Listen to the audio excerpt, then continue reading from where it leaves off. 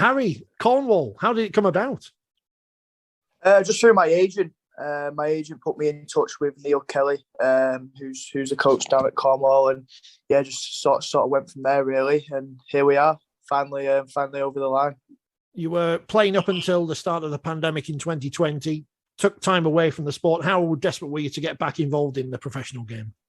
To be honest, I didn't think it would happen. I think just starting my new job in September of that year sort of ruled anything out, just because of commitments and lack of training sort of thing. But this opportunity presented itself, and it works really well with my current job. And the fact I only work 4 days a week now is ideal, especially for the home games. So yeah, I was ready to sort of leave and leave it there. But yeah, really grateful to be back in the sport.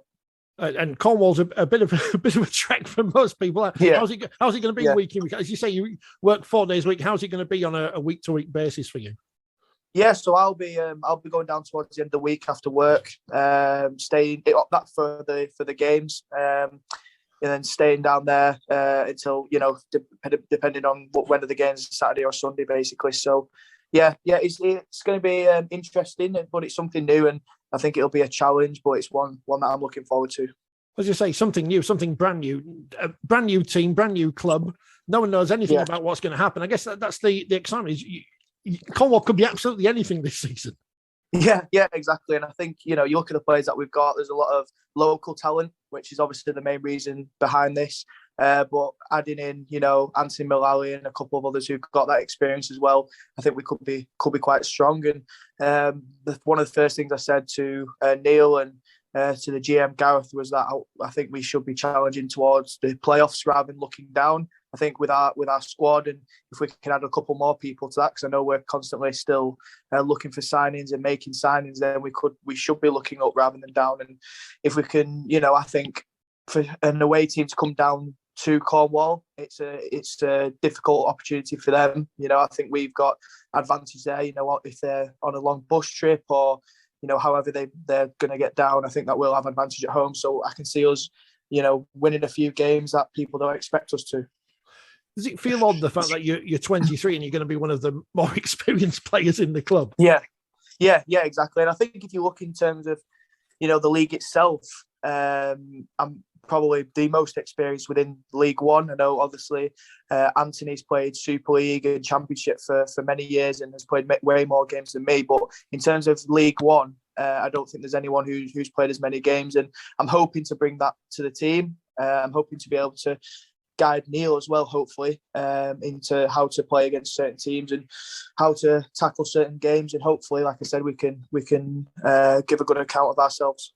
It is a strange competition, League One, as you say. The fact that you've played in it is a great advantage because you've got the top teams from up in the north. You've also got West Wales. You've got Coventry just moving to become Midlands now. It's a very diverse competition. Yeah, exactly. And I think on the day, it's anyone can beat anyone. It's very competitive. I think you've got to look at results of the last couple of years. Midlands have won games that they probably didn't expect to against northern teams. So have London Scholars. So this year it's going to be a really diverse competition. And I think, there'll be a few surprises this year, and hopefully we can surprise a few people as well.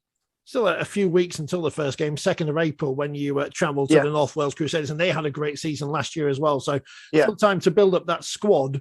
And I guess it's going to be a great venture into the unknown for that first game.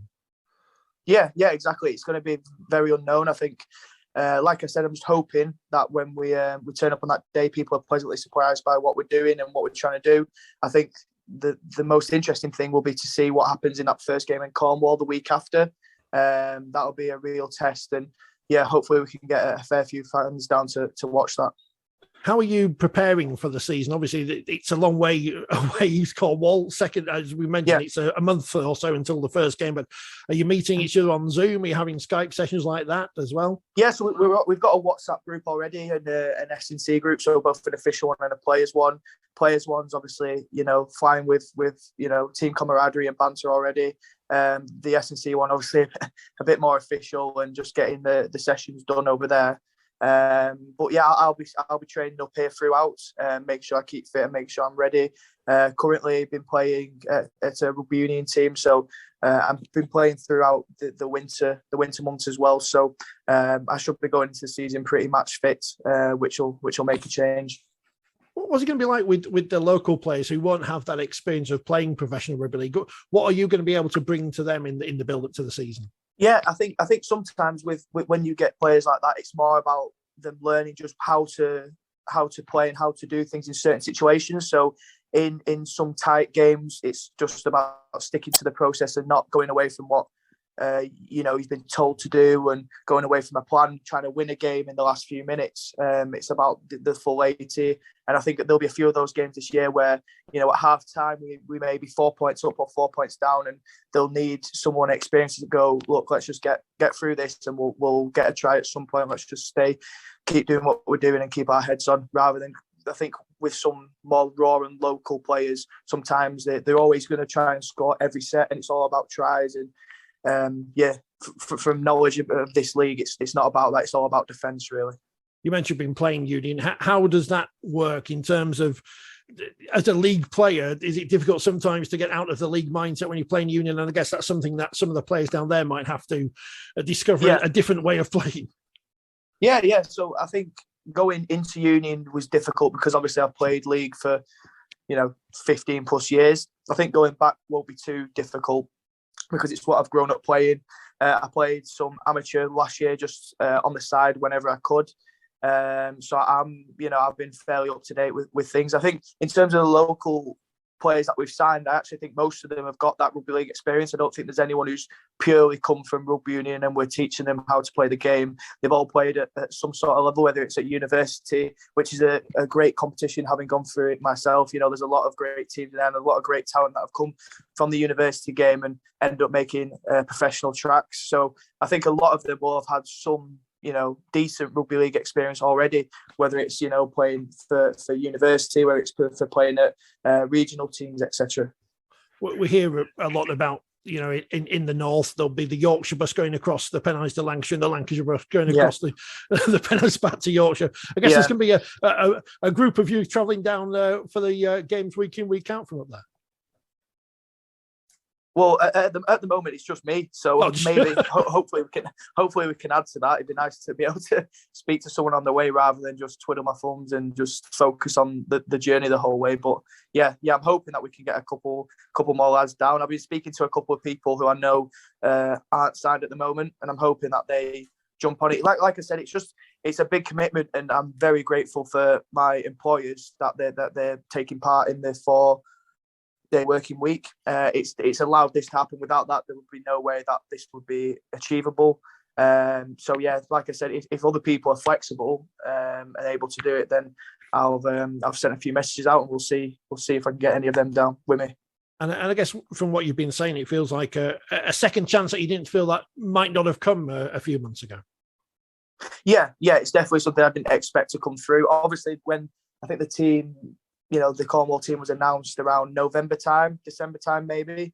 And I just didn't think anything of it. I didn't really know what the situation was anyway. I didn't know, because there's been certain teams in League One in the past, like Hemel, where they would train in the north and then all of them would travel down on a weekend. And I was told that wasn't the case. So when I heard that, I just thought that was the end of it, because, it's such a long way. But yeah, once my agent called me and told me it could be done, and we just had to figure out certain details, then I was, pleasantly surprised. And yeah, here we are now. And you've got a coach there who's got plenty of experience outside of Super League in Neil Kelly and in Super League with Windless, of course. But going back to Dewsbury, and he was back at Dewsbury a couple of years ago as well, a vastly experienced coach in both league and union as well. It must be great to have that leadership on the bench for you. Yeah, exactly. I think in terms of the league, he's probably one of the most experienced coaches in there. Been in Super League, Championship for a long period of time. Definitely knows his rugby. He'll want us to play a certain way, and it's probably our players' job to stick to that and try and do that as best as we can. So that's why I said before about, as long as we stick to our plans and our processes, then we should go a long way, because there's not too much that he probably hasn't seen. He's probably seen a lot within the game and been in almost every situation in a game. So it'll be great to have his experience and great for me to learn off him as well. Like you said, he's been around for a number of years, so I'm always looking to learn new things and learn different things off different coaches. Well, you've been at Huddersfield while his brother Andy was there. Then, when you were in the system. Andy was the head of youth or director of youth or something like that when I was going into the under-16s. Did he have any great bearing on your career then, or any advice for you going into this? Yeah. Well, Andy, I joined I was leaving as Andy joined. I think he joined halfway through the season, and we only had a couple of games left. But I have spoke to him. I spoke to him when I was there, and I spoke to him since I've left. We've had a couple of good conversations. I think, he messaged me saying, good luck after this was announced as well. So, yeah, really good bloke. Good stuff. And finally, whole new experience in Cornwall, not just for you, but for the people down there. They've never had a professional rugby league side before. What can they expect from yourself and from the Cornwall side in 2022? Yeah, I think the main thing is something exciting. And a competitive team. I think those are the main two things that we're hoping to do. A team that's going to challenge and beat in every game. Whether it's like I said, if we're behind by 4, in front by 4, we want to be competitive every single game. But also play an exciting brand of rugby. I think especially down there in summer, the temperature can go up to 30 odd degrees. So it's very well suited for an expansive style of play. And I'm sure that's what Neil will want us to do, chuck the ball about a bit, play some good rugby, score some amazing tries and just entertain the crowd. And once we can start getting some regular fans down there, that's basically the aim of having a team down there, is just to get regular fans, spread the game in the south, and hopefully in a couple of years they'll start looking, for promotion and hopefully further. And having mentioned that weather, you must be pleased that you haven't been playing rugby league in the last couple of weeks in the mud.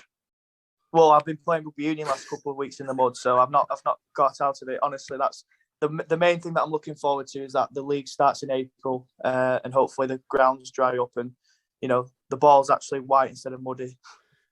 Fingers crossed, Harry. Thank you very much for your time. Enjoy the time with Cornwall, and best luck for the season. Cheers, mate. Thank you.